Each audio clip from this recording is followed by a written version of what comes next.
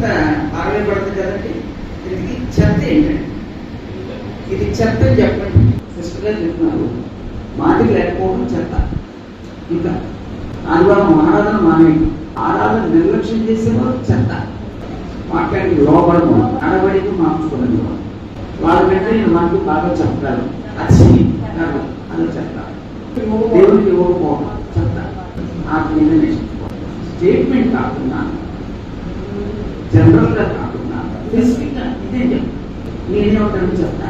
ఒక వ్యక్తి క్రీస్తులోకి వచ్చాడు, ఒక వ్యక్తి క్రీస్తులోకి వచ్చి కూడా ఆ పారంపర్యాచారాలు ఆచరిస్తాడు.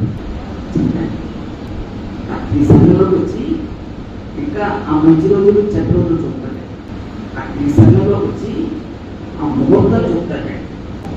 ఆ క్రీస్తులోకి వచ్చి ఇంకా వాస్తు అదే మరియు పూలు చెప్తాడండి, పుణ్యక్షేత్రాలు చెప్తానంటాడండి. చెప్తాడు. అలాంటి చెత్త ఉందండి. రోజు ఒక ఆయన నన్ను శంకుస్థాపనకు రమ్మన్నాడు. శంకుస్థాపనకి వెళ్ళాడు. శంకుస్థాపన వెళ్ళిన అక్కడ మేస్త్రి గారు, ఆ మేస్త్రి గారు అక్కడ ఉన్నాడండి. రాళ్ళు పెట్టమన్నాడు. రాళ్ళు పెడతాను.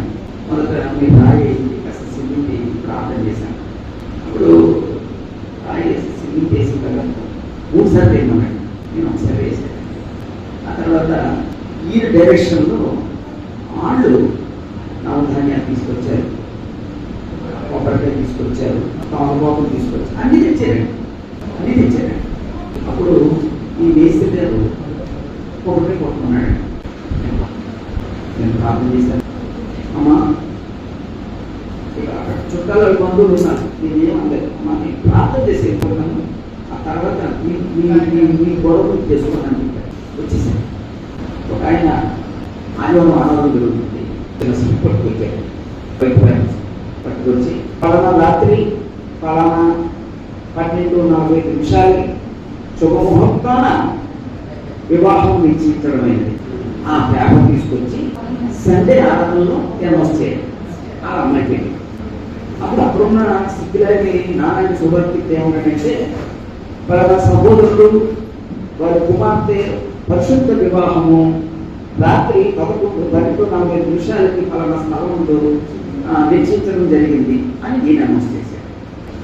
ఆ 12:45 వివాహం చేయాల్సిన పరిస్థితి. ఎవరు రాశారంటే చీటీ ఎవరు రాశాడా? సాతాను రాశాడండి. వారి కాలం భక్తులు ఉంటే చూపించాడు. సాతాను రాశాడండి. అలా అది